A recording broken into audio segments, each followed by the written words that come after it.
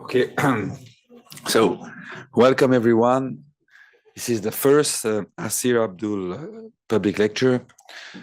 We decided to introduce this lecture at the Bernoulli Center in memory of Assyr, because in addition to all the work that Assyr did for the department and of course the research, he was also quite involved in the development of the Bernoulli Center. Specifically, he worked on the proposals for public lectures, and so we thought it would be appropriate to name the public lecture of the center after him. So now I'll pass to Martin Acher to introduce the speaker. Okay, so welcome to the first Assyr Abdulle Lecture. Well, you can hear me at the back, or do I need the microphone, or can I just shout? Oh, very well. Okay, so I can use the let me use the microphone then.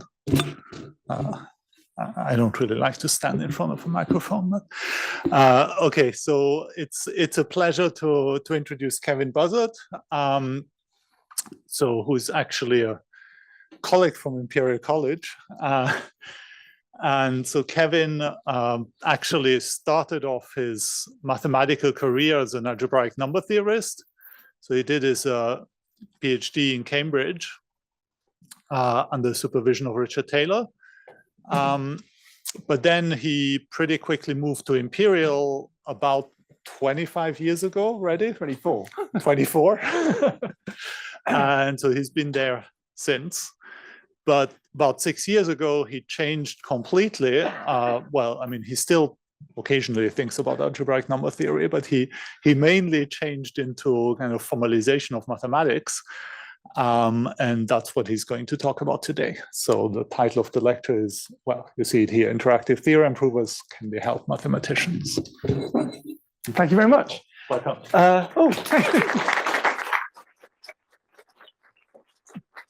Thank you very much for the welcome. And thank you to Martin for the invitation. And thank you to all of you for coming. It still surprises me a little bit that people come and watch me talk at all. So I'm very pleased to be speaking here. And I was going to start talking about machines and numbers. And I thought I'd start by talking about numbers. So humans have been using numbers for 20,000 years. It's possibly even longer. It's sort of difficult to work out what was happening 20,000 years ago, but this is a mammal bone found in what's now the Democratic Republic of Congo, where there's clear tally marks on this thing indicating that 20,000 years ago, humans were counting something. We've got no idea what they were counting. So numbers have existed in our heads for a very long time. And even 3,005 years ago, we have strong evidence that numbers weren't just being used for counting. They were actually being used to solve equations, to do algebra. So this is an ancient Babylonian tablet. These are numbers and these are numbers, and they're all in base 60 because that was the thing 3,500 years ago. And they're integer solutions to Pythagoras' equation. This is A and this is C, and the missing number is B, but you can work B out because it's C squared minus A squared. And the missing B's, it doesn't start with 3 squared add 4 squared is 5 squared. And the reason it doesn't start like that is because all the missing numbers, they're all multiples of 60. And that's possibly because maybe these aren't supposed to be integers. Maybe these have got one decimal place. But that's 119 and that's 169 written in base 60. And the missing number, 169 squared minus 119 squared, is 120 squared. Which is 120 is a multiple of 60. And so there's sort of many examples, including some quite large ones here. So clearly people are thinking, and squaring 169 is not much fun in base 60, right? These things are not as easy as you think. So if you're going to start doing calculations like this, then you need some kind of tools that will help you with calculations. So there's a very natural question. The moment you start making tools, is can you make tools that can help us do calculations? And I've seen one of these in EPFL today, in Jumei's office. So this is the ancient abacuses that were existing in many different parts of the world. None of these things have survived. But certainly the Chinese were using these things in in the 2nd century BC, long time ago, to help do, this makes addition much more fun and easy. And this also makes addition quite fun and easy. This is an arithmometer. So the idea is you've got your integer and you set it by pulling those little metal things down there, and then you turn the handle and the metal things all, I've played with one of these, they're great. The metal things all go back up to the top and the digits at the bottom sort of move up. And then you've got the next number that you want to add to that, and you pull the things down again, and then you turn the handle and the metal things go back up again, and these sort of increase here. And when one gets to 9, it goes to 10, and you can imagine it's sort of quite pleasant to help with. So there's a 19th century adding machine. And so also in the 19th century, Babbage was thinking much bigger thoughts. In fact, they were too big at the time. Babbage was thinking about approximating, people were interested in tables, log tables and things like this. And so Babbage wanted to make a machine that could compute things like cosines. You compute it by sort of writing down the power series expansion to O of x to the 7 and then truncating and then evaluating at small values. So he had a machine that could somehow do this, but one of the reasons, it was somehow too technically complicated to be built using the tech they had at that time. But another reason it didn't get built was he got completely distracted by another idea he had, which was to invent a machine that didn't just do arithmetic, but could also branch and loop. And so his second idea, the analytical engine, neither of these things were ever built. They were just too, even if somehow they were built, they would never have worked because you would sort of need superhuman strength to turn the handle that made things work. So it was all a bit of a, he got a lot of funding from the UK government to make these things because the UK government wanted tables, but the tables never happened. And then the arithmometer stuff took off instead. There is one. One was built like 150 years later. There is one in the science. Just the difference engine. So you can evaluate polynomials of degree at most 7 manually. But branching and looping was, I think no analytical engine has ever been built.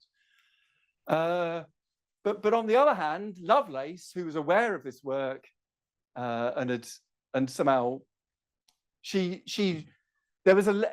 Babbage gave a lecture in Italy and some lecture notes were taken and Lovelace translated them into English and added lots of appendices to these lecture notes. And she realized that the analytical engine was somehow a step change.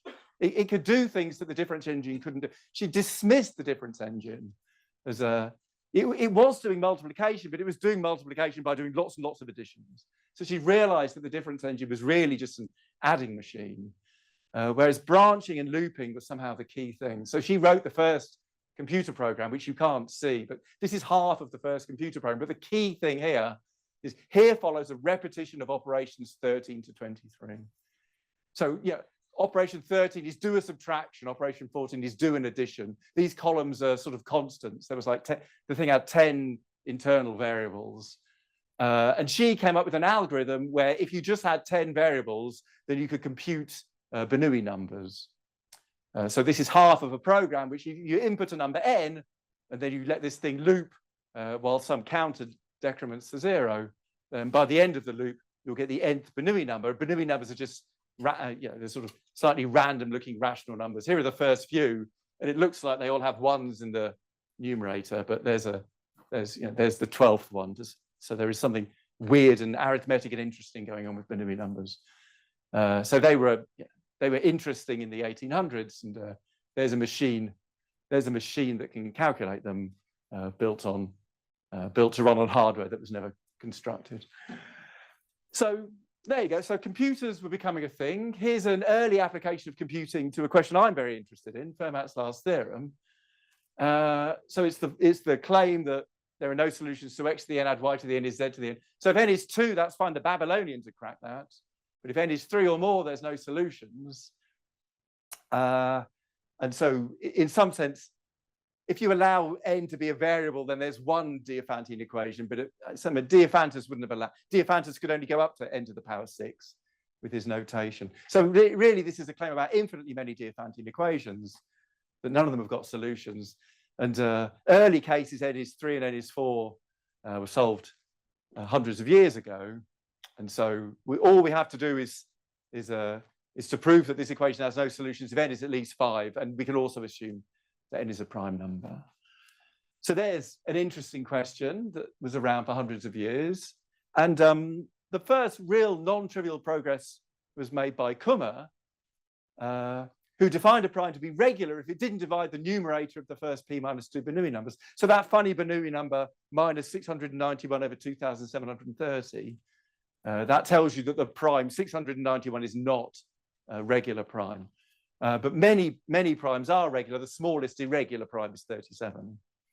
So there's the first 4 irregular primes. And Kummer's great theorem was that if n is a regular prime, then Fermat's last theorem is true for n. So this is sort of substantial evidence that Fermat's last theorem is probably true.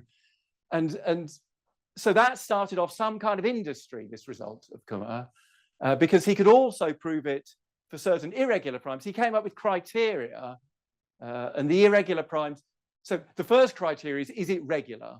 But then he came up with other criteria. Well, if it is irregular, then exactly which Bernoulli numbers does it divide? And are certain units in cyclotomic fields equal to pth powers? And he had some methods that would deal with irregular primes as well.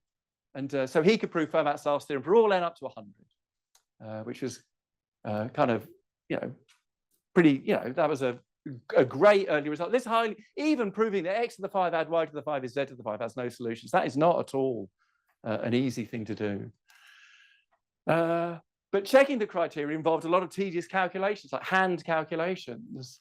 And also Kummer didn't have enough criteria. For example, he was like stuck. 157 is an irregular prime, and the criteria just didn't work for 157.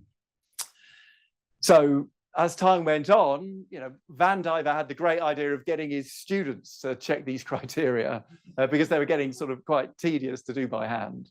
And he managed to get all the way up to 619, by which point hand calculations were becoming essentially impossible. And then the Lamers came along, Emma and Derek Lamer, and they got all the way up to 2,000 in a few hours. And the way they did it, of course, was they cheated. They used high speed computing, because by this point, the 1950s, computers did actually exist. There was a sort of a small finite number of them. They were using, I think, what was in 1950 the fastest computer in the world. It could actually add up 2 numbers in 60 microseconds, which was, pretty darn fast. And they managed to prove Fermat's last theorem all the way up to 2000 because they just got a computer to check all these criteria of Van Diver. And in fact, of course, they found mistakes because you get a bunch of undergraduate students to do a whole bunch of tedious calculations, and what do you expect? So for example, Van Diver didn't do 389 because he thought it was a regular prime, but it turned out that someone had obviously not run Lovelace's program, and there's some Bernoulli number was wrong somewhere. 389 is an irregular prime, and so one has to work harder. So that was great. Yeah, this SWAC machine they used, I was just reading about it on Wikipedia. This is also, it got Dorothy Hodgkin a Nobel Prize. But they were very reluctant to, if you switched it off and switched it on again, then the valves would blow. So they had to leave it on all the time. And so this was somehow, the Lamers sort of realized that, instead of doing important questions, you could sort of use it in the evening when everyone else had gone home and prove Fermat's last theorem instead. So there you go. So humans realize all the time, humans were realizing that computers would be useful things to have around.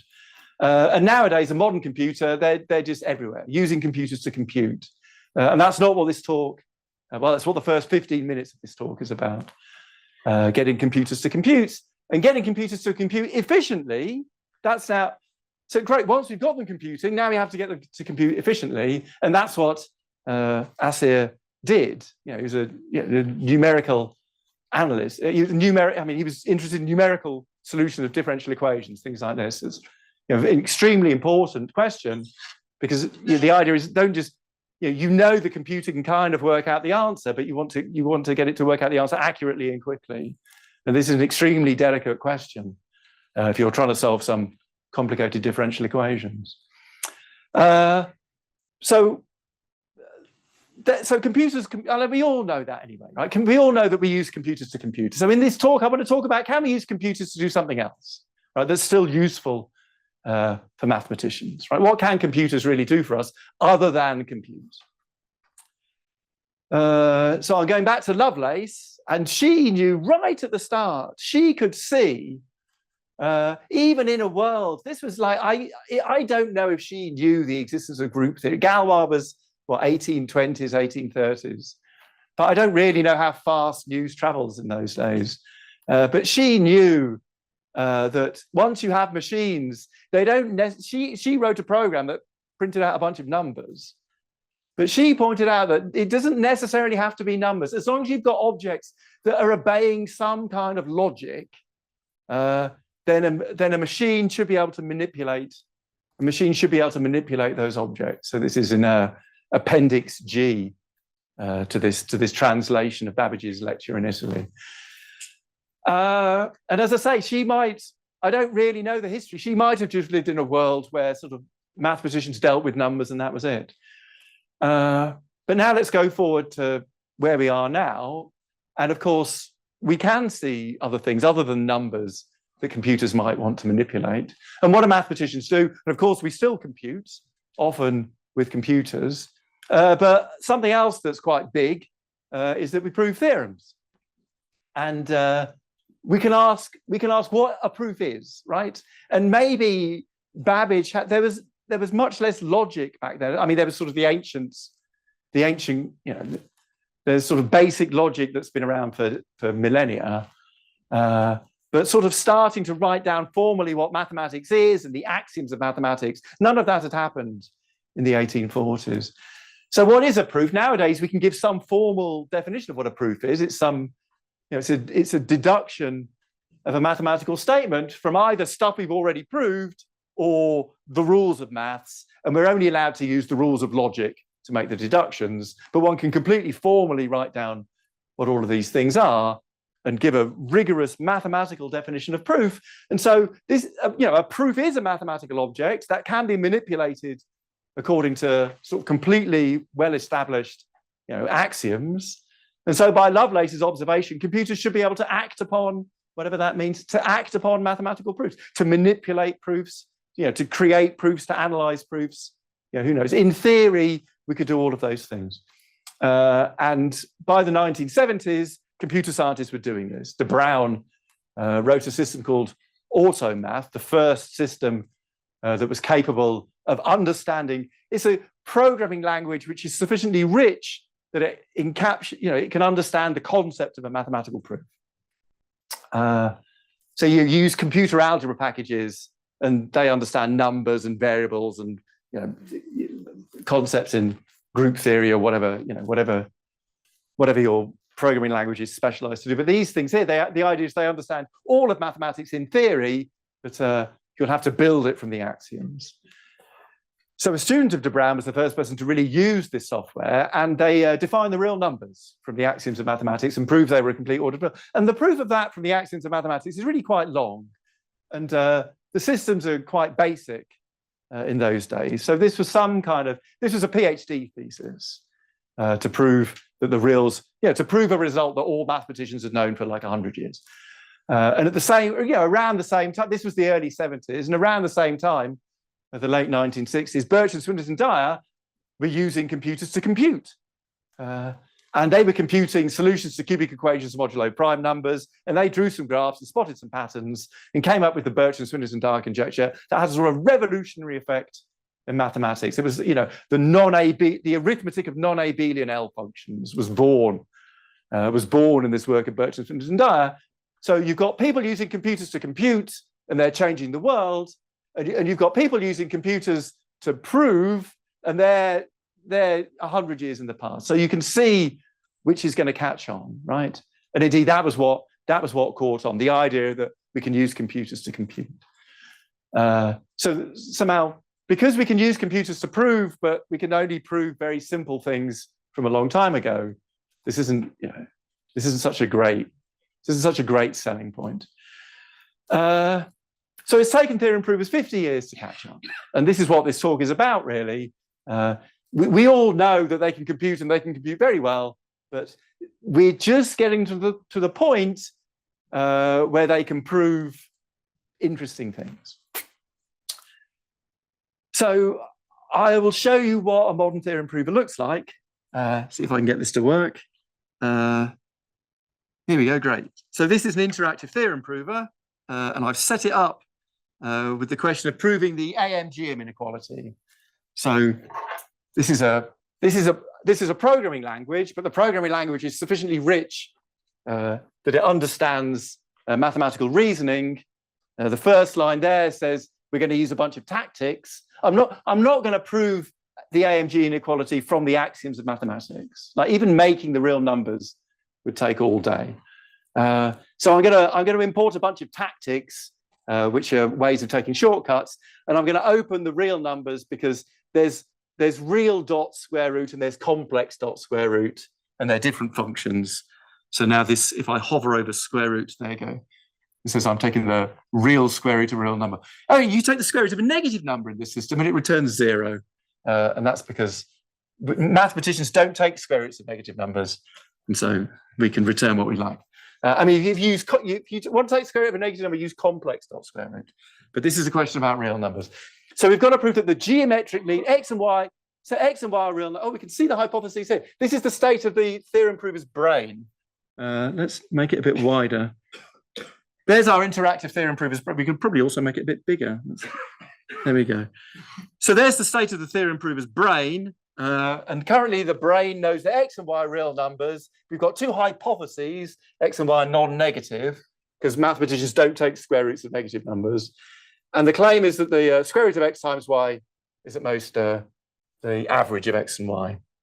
And we have we also have an error because we're claiming we're done, but we're not done. That's what the error means. And so now how are we going to prove it? And we want to prove it quickly. And I guess the way to prove it would be we can look at, I know what we're going to do. How about we do, let's create the hypothesis H that the square root of x minus the square root of y squared, I claim that's greater than or equal to 0. And that's obvious because it's a square, right? But then if I had to prove that squares were non-negative from the axioms of mathematics, that would take like 10 lines or whatever. I'd have to split into cases. But we've got a tactic that's very good at proving that things are greater than or equal to 0. So colon equals by positivity. Let's try that. Yeah, that's worked. And so now we've got a new hypothesis, you see. We can, so that positivity is a tactic, right? It's not an axiom of mathematics. It's an algorithm which computer science, well, actually in this case, a mathematician, Heather Macbeth, made, which just makes our life easier. So now we kind of think, now it's sort of done, right? Because now we expand H out and then we stick the 2 root xy on the other side and we get x plus y is at least 2 root xy, and then we divide by 2 and we're done. So now we're done, right? Except that the computer is not yet, the tech isn't good enough to do that. I want to say now it's obvious, but that doesn't, you can't just write now it's obvious, right? That's not how it works. That's exactly what you can't do. It demands that you do it. And the way, after a while of using these things, you kind of realize there's some kind of a knack. And what we need to do, what we want to do is we want to get to some statement which is about halfway in between. So if I do expand this out and stick everything on the right-hand side and divide by 2, then I'll get square root of x squared, right? I won't get x, I'll get square root of x squared.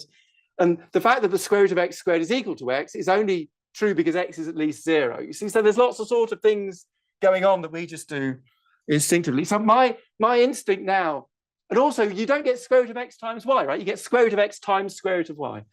So I claim it's, okay, so what about this? It suffices to prove, I'm going to rewrite this, but the system is very good at simplifying things, but I don't want to simplify the goal. I want to make it a bit more complicated. I want to change x to square root of x squared.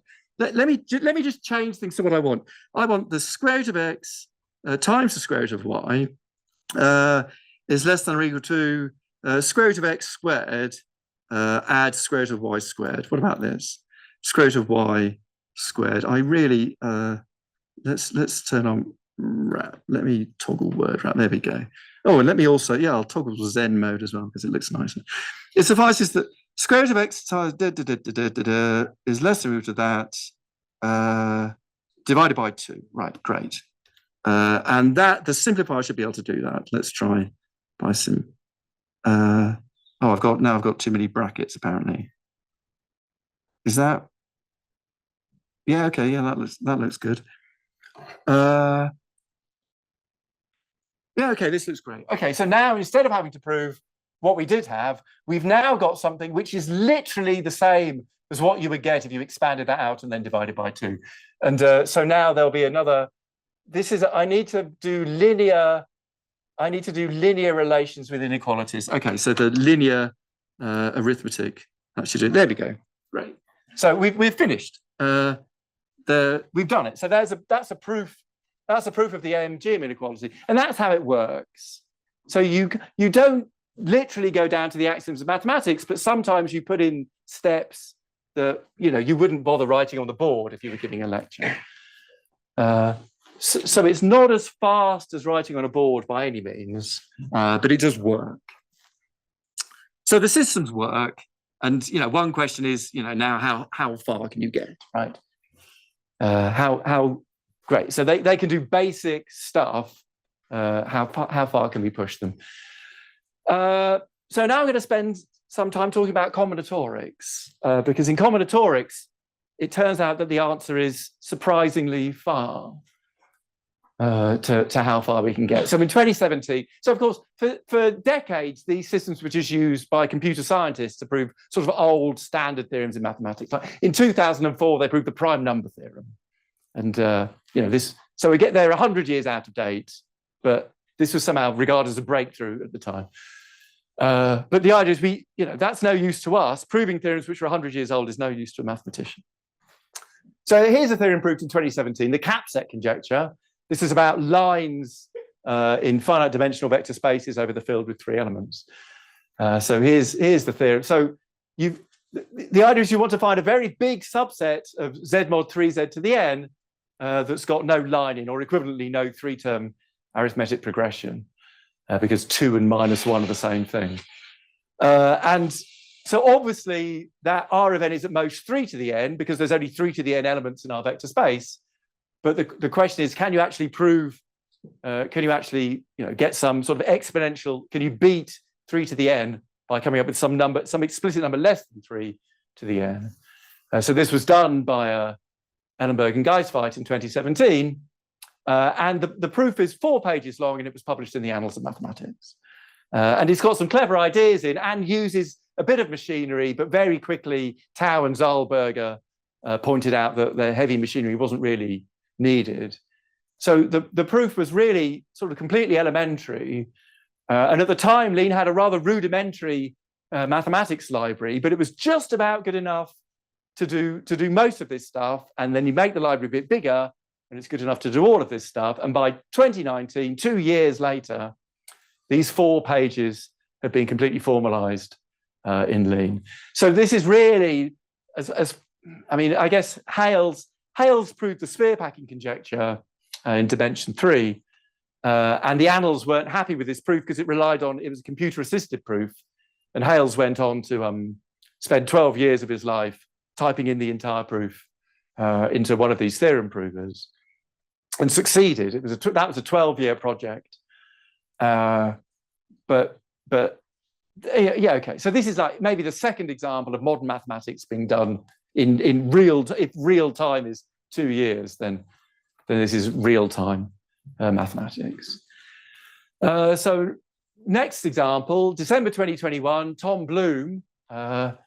He announced the proof of the unit fractions conjecture due to Erdős and Graham. So if you've got an infinite subset of the naturals with positive, you look at the number of elements of A less than X, and you divide it by X, and you take the limit, you take the lim sup as X goes to infinity, and if this lim sup is positive, then we say that A has got positive upper density. And the claim is, if you have a subset of the naturals with positive upper density, then it contains a finite subset such that the sum of the reciprocals of the elements of that finite subset is 1. And for me, I find this quite like A could be all the numbers that end in 7, right? And now if you give me a finite set of numbers that end in 7, such that the sum of their reciprocals is 1, that's not at all obvious to me. So Erdős realized that Erdős conjectured this a long time ago. And this was finally proved using additive combinatorics methods by Thomas Bloom. And a PhD student I knew, Bhavik Mehta, I'd been talking to him.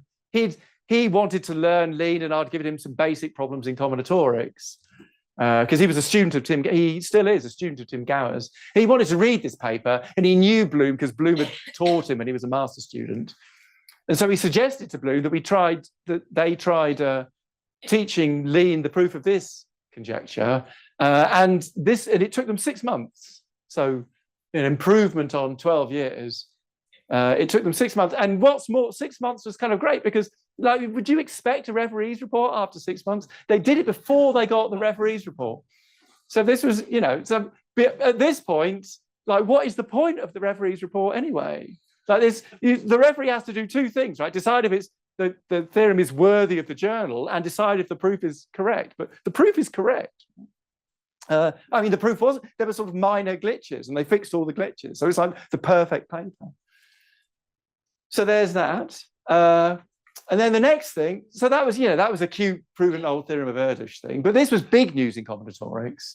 New bounds on Ramsey numbers. So Ramsey numbers, the idea is you've got a complete graph on lots of vertices, and you color all the edges in 2 colors.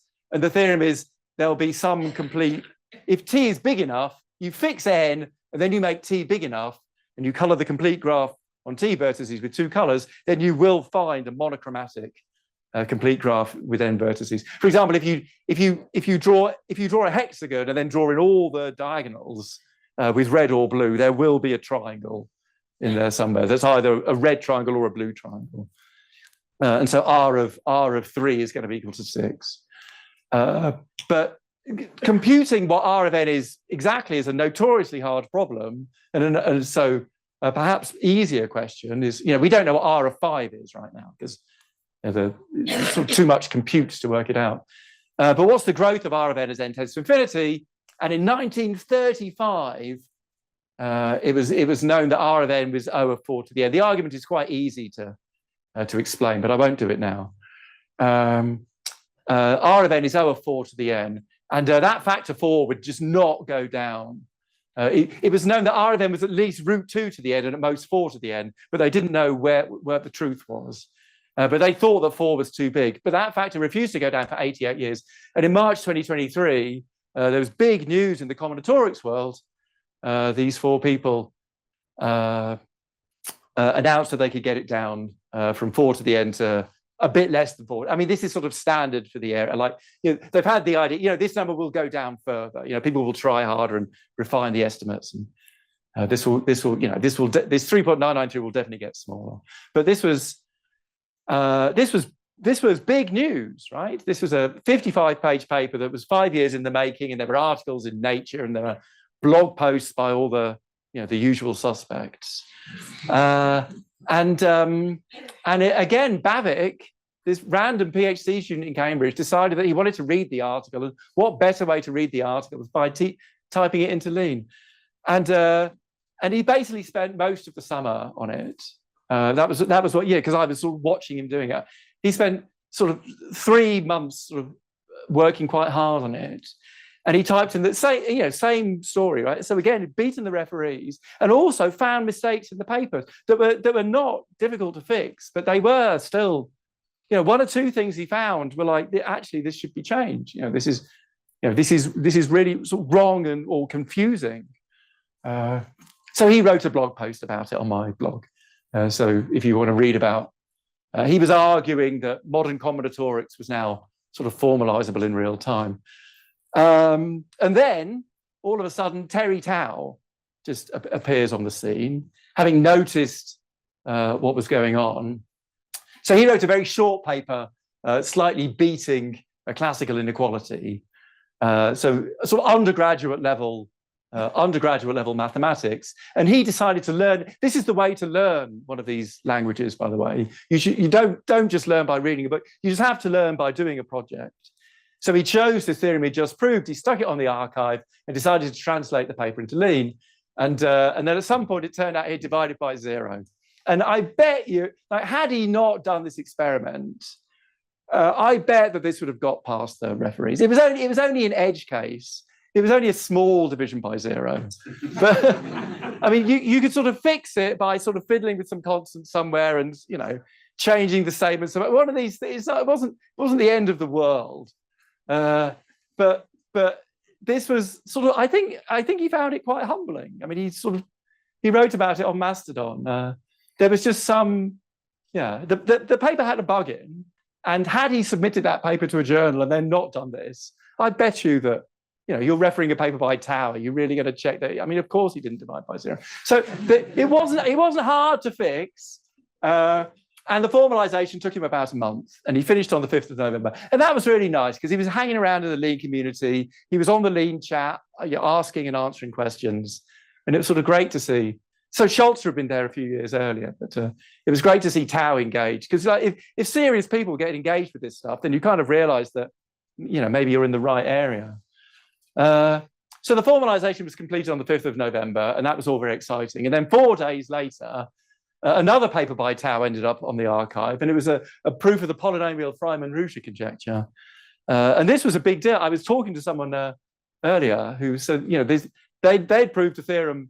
They had proved a theorem that relied on the proof of this conjecture. So this was somehow a stumbling block for them.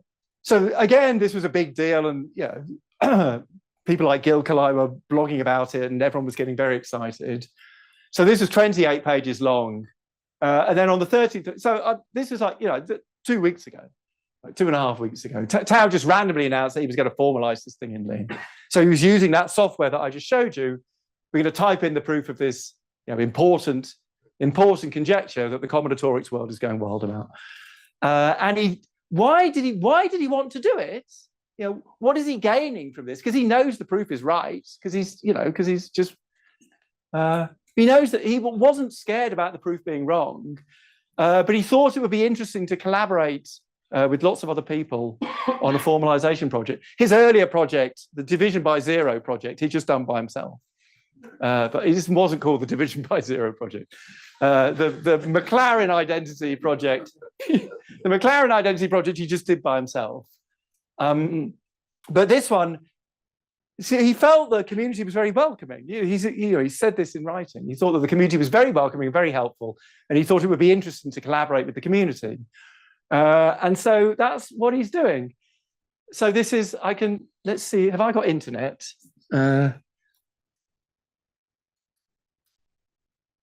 So this is, so he's written a LaTeX proof. This is the blueprint software he's working. So he's working with. So this is this is just the LaTeX argument. But as attached to this as well, it's not done. So here's the dependency graph. So every lemma in that LaTeX argument is a little thing. The definitions are rectangles, and the theorems and lemmas are ovals. And at the beginning, they were all white. And then as things were stated, they became blue. And so let's zoom it. So what's not done? So there we go. So there's an example of something that isn't done yet. So it's just there you go. It's a lemma, right? So that lemma happens to have not been formalized in Lean yet. And if we go to the LaTeX, there'll be a proof. There we go. So there's a LaTeX proof of this. So all you've got to do is take that small argument, and these lemmas will already have been done. Lemma 3.24 and lemma 6.13, they will already been done. So all you've got to do is type in those lines there. You've got to translate them into Lean. And then when that's done, so I guess we could, let's see, we could look at the Lean code as well, probably, if I click on this. So there is the documentation for the project. And here is the actual Lean source code. Let's see what it looks like. So there you go. So there's you see that lemma there has got a proof, but that lemma there's yeah, there's some, this proof is partially done. It looks like, yeah, so there we go. So, so these are missing. So this just means I haven't filled in the proof yet. So when these sorries are done, then that blue dot will go green, and when the other sorry is done, you know, when everything's gone green, that's when you've proved the theorem. So that's exciting. So that's what this thing looks like, you know, and lots and lots of different people have written these different things. You can, you know, we can look at the blame. Let's do this. This is GitHub, right? This is an open source project on GitHub, and you can see, yeah, various. Oh, yeah, there you go. So there's lots of different people doing lots of different things. And one of the things Tao said about the project is that it's really not. Actually, I probably said that in the slide.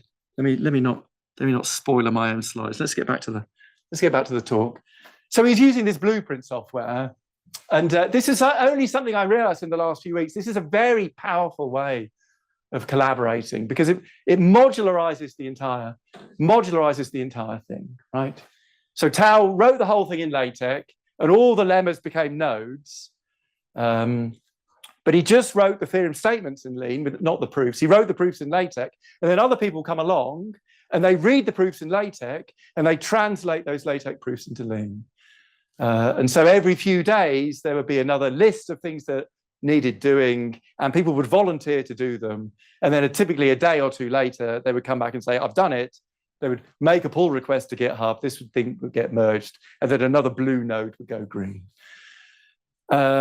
And one thing that Tao said about it was really satisfying to collaborate with these people because you didn't need that element of you asked somebody else to write a couple of pages of your joint paper, and then you've got to read it really carefully. But if you ask someone to prove some lemma that you know how to prove, and if they write Lean code that compiles, then you don't need to check it, right?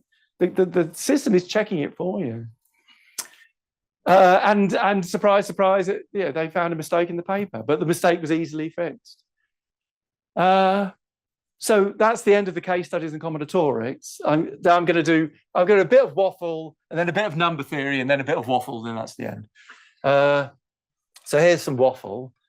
So how did this guy actually learn how to write Lean? So he did the thing that I was saying don't do, you know, try some base. There's an online free textbook, Mathematics in Lean. I wrote a game. If you want to prove that x add y is y add x, then search up natural number game. And then he started asking questions. But then the key thing is he actually found a project. If you want to learn this stuff, you need to find a project. That's the only way to do it. You find a project. I learned Lean by formalizing schemes. That was my first project. And this 28-page paper, so it started on the 13th. Where are we now? The 29th. So we're 16 days in, and there's only 2 theorems left. So it's going to be done within 3 weeks. And so, you know, it's not even clear that they've submitted the paper at this point, right? So it's going to be completely 100% checked, possibly before the journal has even seen it. So of course it might not work, right? There might be a big mistake and the whole thing will collapse, but that's not what's going to happen, right? Just if fields medalists say they proved something, then they've proved it. So I'm not saying it's done because it's not done. There were still 2 blue nodes, but I am saying that, yeah, I bet my bottom dollar that in a week's time it's done.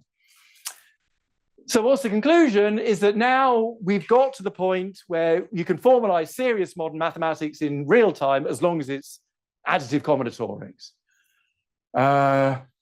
And right now, what do you need? You need a team of people. I mean, it's collaborating with like 10, 15 other people. Ideally, you need a team of people that understand enough mathematics to do the job and also understand Lean well enough to do the job as well. That's what we need currently. But that's going to change because this whole large language model thing, ChatGPT, is getting very good at writing code.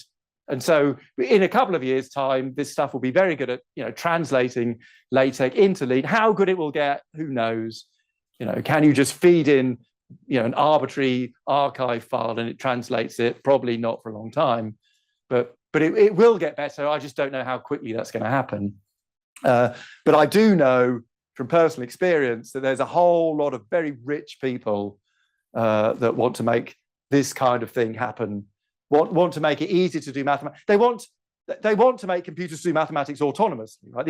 These people have just ambitions to like get an AI Fields Medal or AI proving the Riemann. But you're completely crazy science fiction stuff, but you're not going to discourage them because they're billionaires. So yeah, great. That's a great idea. Definitely funnel hundreds of millions of dollars into making this thing work, because at the end of the day, they might not prove the Riemann hypothesis, but they might end up doing something that's useful to me, right? That's the question. That's what I really care about. So what actually am I gaining? Well, one thing is I'm gaining error-free papers, right? If you're a PhD student and you're trying to read a complicated paper and there's some stupid typo, if you're a professor, then you're like, oh, it's a stupid typo. But if you're a PhD student, you're like, oh, maybe I don't understand what's going on, right? This can derail you. So this way of getting these slip-free papers, I mean, I would imagine a future where papers are just sort of online and some LaTeX lean hybrid, right? You can imagine interactive error-free textbooks. That could be a thing. And as I say, there's this, if the process of translating the stuff into lean gets easier, then the very tedious job of refereeing papers gets easier, which is great. And as I say, this is only the start, right? The tools will get better and the job will get easier. And will this ever happen? That's sensible. This is science fiction, right? I'm not saying that is going to happen. But the other things were all sensible. And another thing is, you can imagine some kind of paper where you write the paper, and if the reader, like the author has to decide who they're writing for, right? The author decides who the reader is and then gets those readers. But if the author could have it so that they write at a certain level, and people that don't understand it just start digging in and clicking, and you see more and more details, and these details can be auto-generated, right? The computer can look at the lean code and auto-generate the human text explaining what's going on. So that would be nice.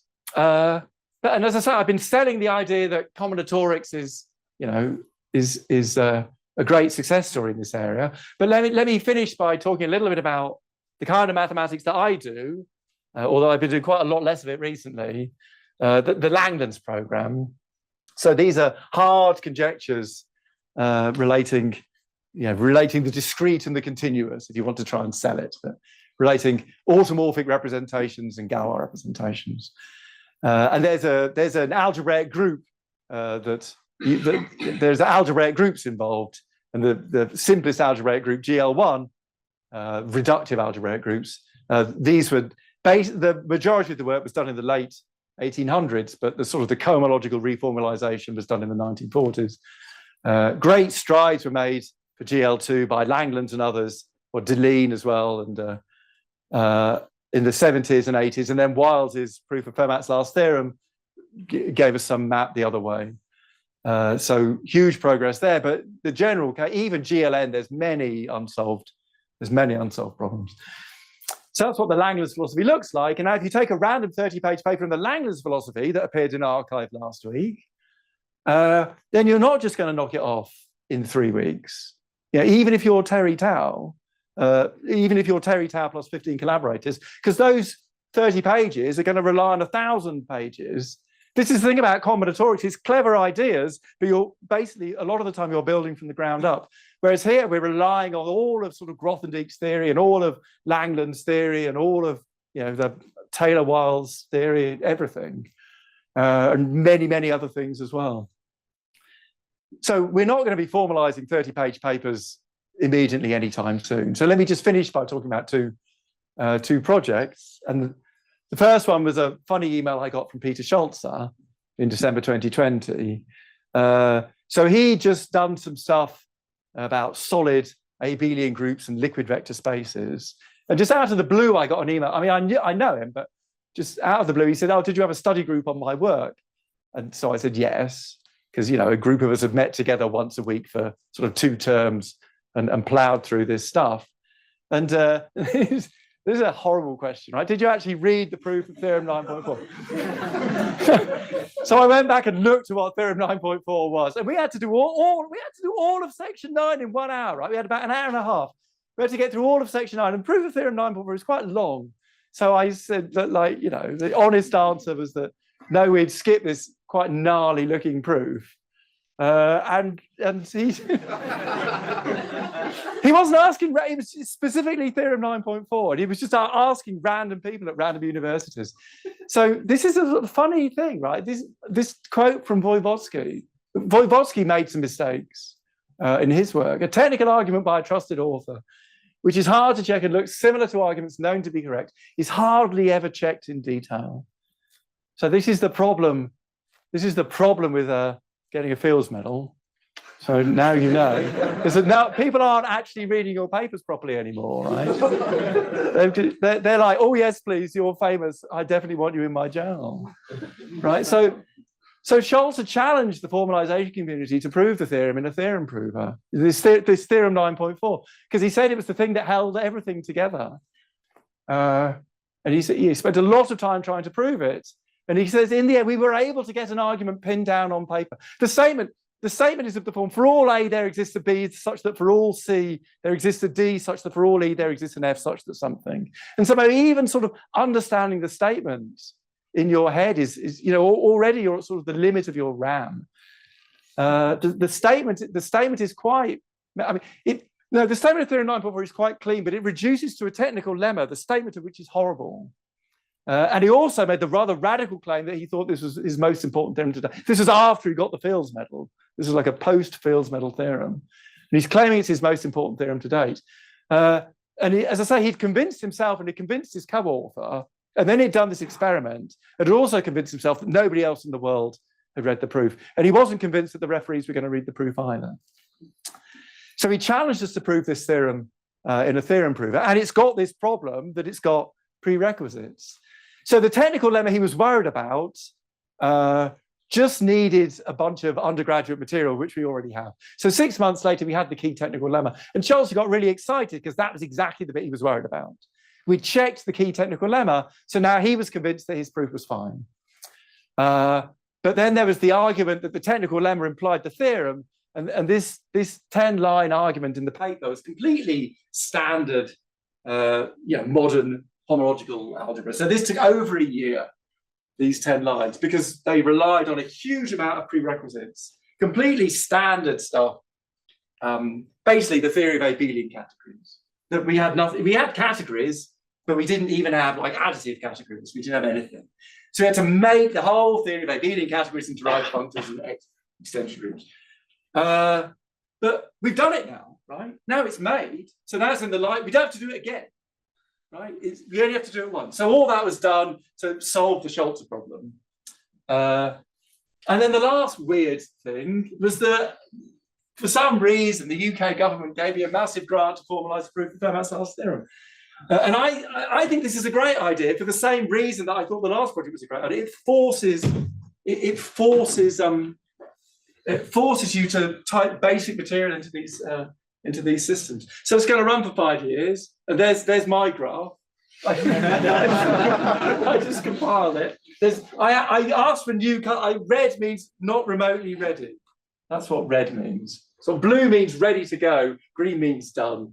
Red means nowhere near ready to start. So we're going to be formalizing a modern proof that uses all these sort of modern tricks that were discovered. It's not just a 20th century theorem. We're going to be using 21st century techniques to prove a 20th century theorem, and it's going to be thousands of pages, and there's going to involve some social engineering. I'm going to have to persuade people to work for me for free, basically. But I think I'm kind of a persuasive person. So, you should be involved in this project. It's going to be great. You should be involved in this project.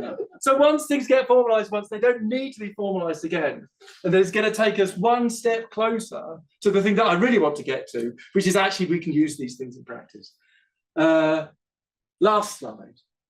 So why are we doing this? I personally am doing it because I'm a hedonist. I just think it's fun and I don't care about anything else. But another thing is actually doing it makes the process of doing it getting easier because people notice what's hard and then they fix it.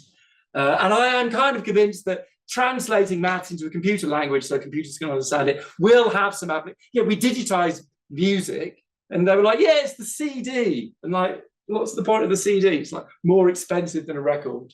And I don't get what we've got here. But like now we have Spotify, right? It turned out there was a point to digitizing music. I'm sure there will be a point to digitizing mathematics. Right? Bourbaki thought that spelling out things in maximal generality was a good idea, and so do I. So, as an example, could this software be used to resolve the issue with the ABC? Absolutely. All we need is those people from Japan to engage with the software and actually start writing that, right? But it's up to them whether they do it, but it could be used to resolve the ABC issue, right? And will they combine with ChatGPT to make a mathematician, an AI mathematician that gets a Fields Medal? I don't know. It sounds like nonsense to me, but in 5 years' time, who knows? And that's it. Thank you very much.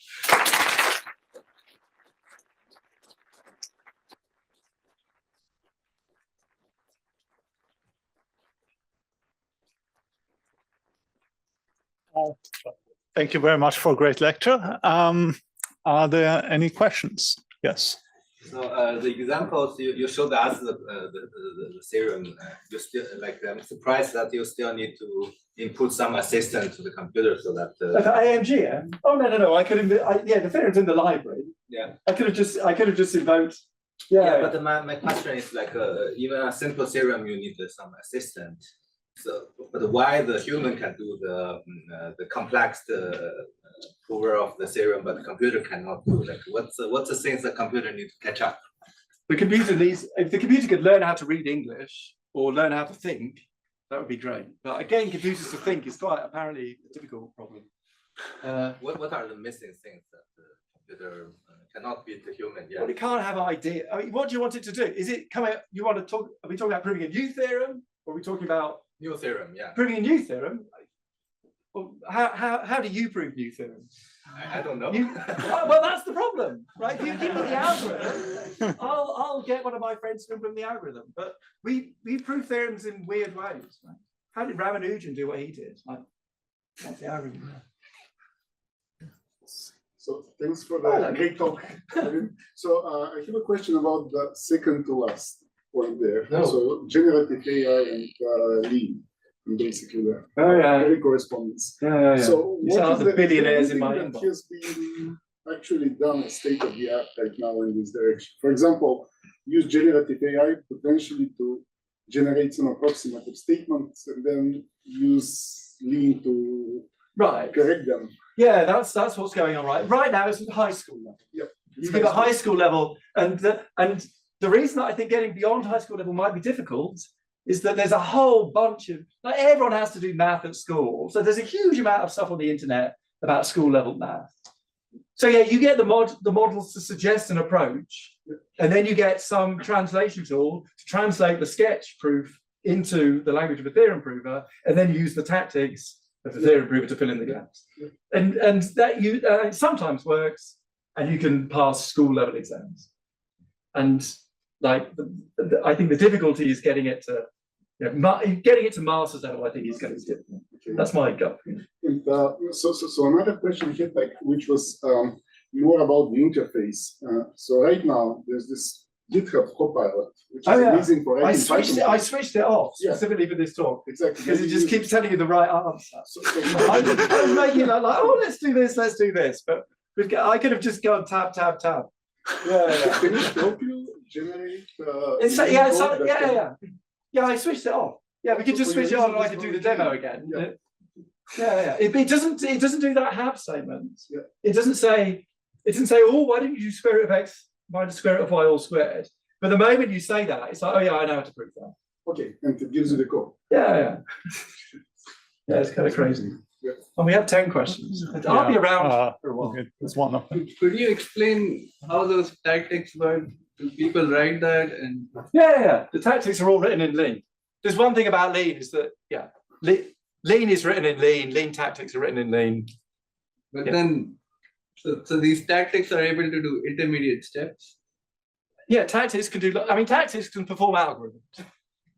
So So could you give an example of tactic and what does it do? So if you have hypotheses that A is at most B plus 3 and B is at most C plus 7, and you want to know that A is at most C plus 12, then it turns out that there's something called Fourier-Motzkin elimination that answers all questions of that form. So you implement Fourier multiscale elimination. Yeah, us mathematicians, it's just like it's transitivity of less than, right?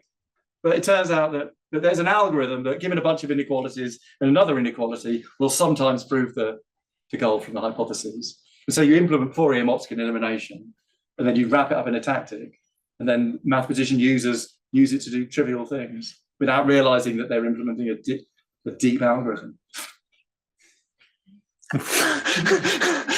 Okay, so what Some people got to go.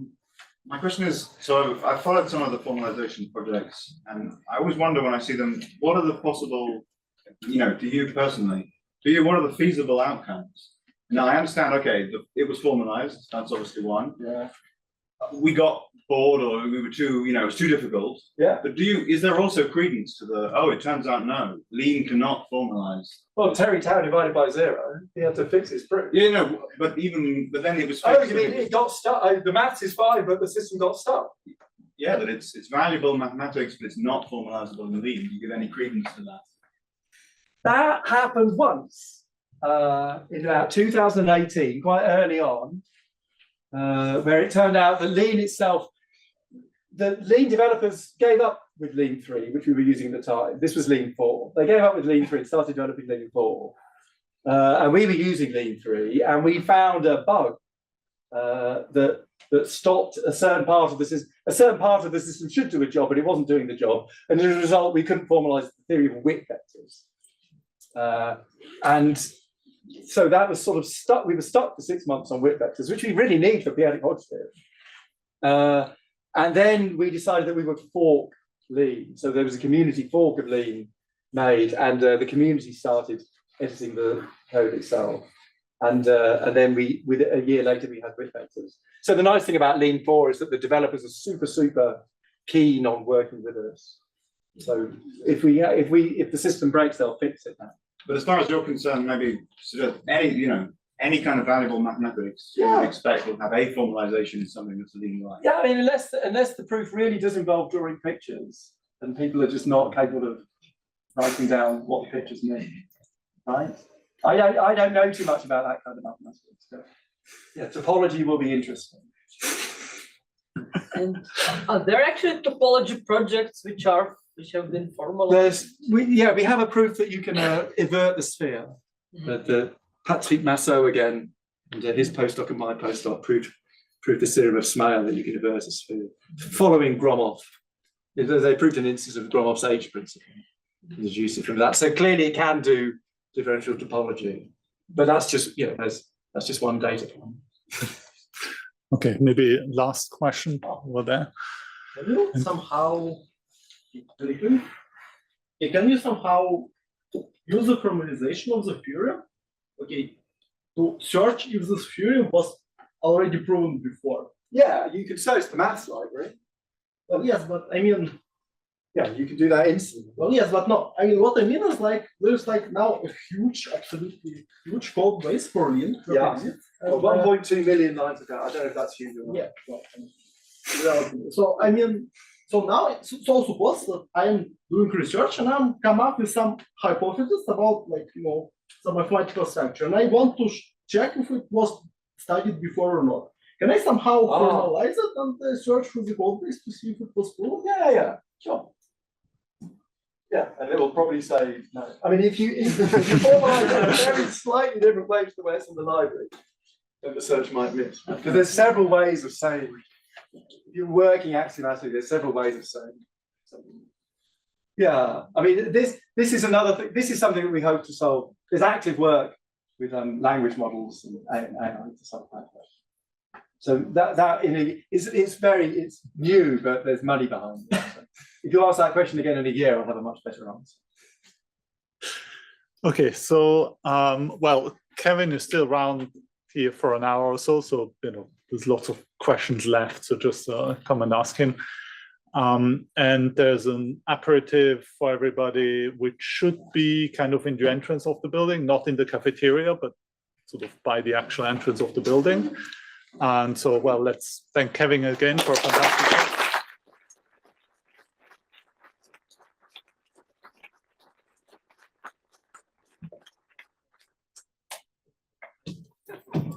I actually told the ABC guys I tried to get them to do it, and they were just you're right. That's really a sociological thing. Right, mate.